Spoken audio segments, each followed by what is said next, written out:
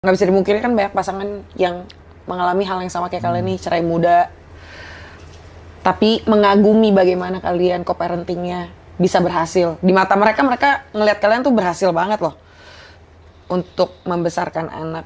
Kalian mau sharing nggak gimana mungkin atau pengennya pandangan kalian ke anak-anak tuh kayak gimana? Kalau gue sih gimana ya, gue tuh masih kayak ada perasaan dimana gue kan yang memilih Niko tuh waktu itu untuk jadi suami gue saat itu. Berarti saat gue memilih Niko jadi suami gue tahu nih ini adalah bapak dari anak-anak gue nantinya gitu. Dan gue tuh pernah jadi anak juga, pernah jadi anak broken home lah. Dan gue tuh nggak tahu siapa yang harus gue percaya. Sampai gue gede sekarang tuh gue nggak tahu percaya siapa. Karena yang benar yang mana ya? Karena pas gue kecil, nyokap gue tuh ngata-ngatain bokap gue ngata-ngatain nyokap. Yang dimana gue nggak salahin juga sih. Mungkin emang bokap gue terlalu parah gitu. Gue nggak bisa salahin nyokap gue juga. Tapi nggak bisa dipungkir kalau nyokap gue juga ada salah gitu. Jadi kayak dua-duanya itu sebenarnya ada salah. Tapi mungkin lebih besarnya ke bokap gue lah. Tapi dulu tuh gue berharap banget.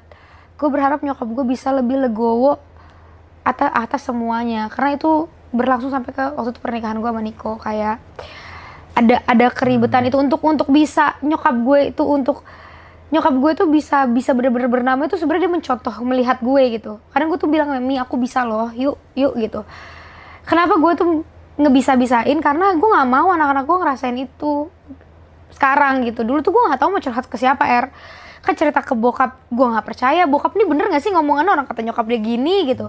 Ngomong sama nyokap juga, aduh nyokap gue menggebu-gebu banget ngomong sama bokap gue. Pasti kalau gue ngomong sesuatu langsung menggebu-gebu juga gitu loh. Jadi gue tuh pengen jadi safe space anak-anak gitu. Kayak anak-anak mau cerita apa, mau cerita di sekolah siapa yang kita kan nggak tahu ya dunia anak-anak ya. Walaupun kita berasa kita tuh tahu, tapi anak-anak tuh banyak loh sebenarnya mereka lewatin dari pertemanan. Gue nggak bisa nyalahin bullying anak-anak ya, karena mau kayak gimana pun mereka tuh anak di bawah umur gitu. Tapi dulu kan gue pernah jadi anak di bawah umur dan gue tuh dulu juga pernah dibully atau gue mungkin pernah nggak sengaja ngebully. Kita nggak nyadar.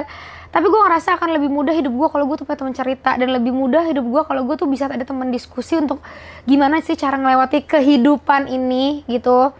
Karena gue ngerasa gue nggak punya mentor di kehidupan ini. Untuk kalau ada di hidup ini tuh gue nggak punya mentor. Jadi gue ngerasa kayak gue gedebak banget sama hidup gue.